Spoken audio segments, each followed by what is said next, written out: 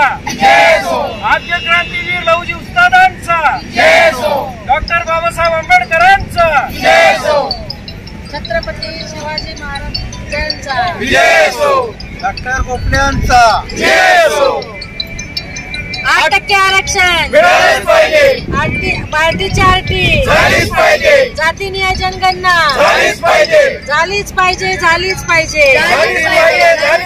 मातंग एकजुटीचा, मातंग एकजुटीचा. महामोर्चा महाराष्ट्र, आज तुम्ही तुमच्या समस्या घेऊन या ठिकाणी बसलात. आझाद मैदान उपोषण, अमर उपोषण करताय. कशा संदर्भात तुम्ही अमर उपोषण करताय?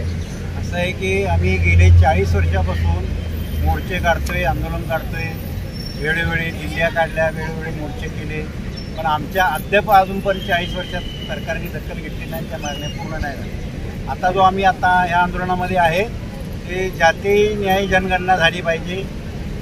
नंबर 1. नंबर 2 आहे ती अण्णाभाऊ साठेंचे संशोधन केंद्र स्थापन झाले पाहिजे, प्रशिक्षण स्थापन झालं पाहिजे आणि वेगळं आरक्षण मिळालं पाहिजे. ह्या 3 मागण्या घेऊन आम्ही आता बसतोय. तर या मागण्या मंजूर होईपर्यंत आम्ही आणणार नाही येतो आणि उपोषण असंच चालू राहील. कारण आम्ही तळागाळाच्या सगळ्या ठिकाणी शहरी भागी, ग्रामीण भागी आमच्या समाजाच्या मुला मुलींची अतिशय बिकट परिस्थिती आहे. आज असं झालेलं आहे की समाजामध्ये मुलगी असो मुलगा तरुण, त्याला 250 रुपयाचा रोज मिळतो, त्याला पिळून घेतात. त्याची जीवानी पूर्ण शेतीच्या ह्याच्यामध्ये पिळून जाते आणि त्याची प्रगती होत नाही, शिक्षण होत नाही, पाहिजे तसं संगोपन होत नाही. म्हणून आम्हाला ह्या नवीन पिढीच्या आमच्या 7 पिढी तशा बरबाद झाल्या. आत्तापर्यंत आम्हाला जो पाहिजे तसा न्याय मिळाला नाही. म्हणून आम्ही आता तिथून पुढं जे आहे ते आम्हाला न्याय मिळावा म्हणून आम्ही आता ह्या आंदोलनात उतरलो. मॅडम, आपण काय सांगाल की आपण आंदोलनामध्ये मोहन वामन साहेबांबरोबर आहात, या संदर्भात आपण काय सांगाल?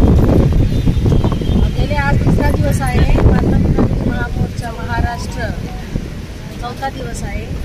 तर वामनराव कांबळे आमचे ज्येष्ठ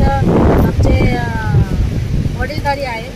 तर त्यांनी समाजासाठी समाजाच्या मागण्या पूर्ण व्हाव्यात यासाठी उपोषण केले आहे. तर आमचा त्यांना पाठिंबा आहे आणि आम्ही त्यांच्या पाठी आहे की आमच्या या मागण्या पूर्ण झाल्या पाहिजे. जोपर्यंत आमच्या मागण्या पूर्ण होत नाही आहे तोपर्यंत आम्ही आंदोलन सोडणार नाही आहे आणि लवकरात लवकर आम्हाला मुख्यमंत्र्यांची भेट व्हावी आणि आमच्या मागण्या मान्य करण्यात याव्यात अशी आमची सरकारला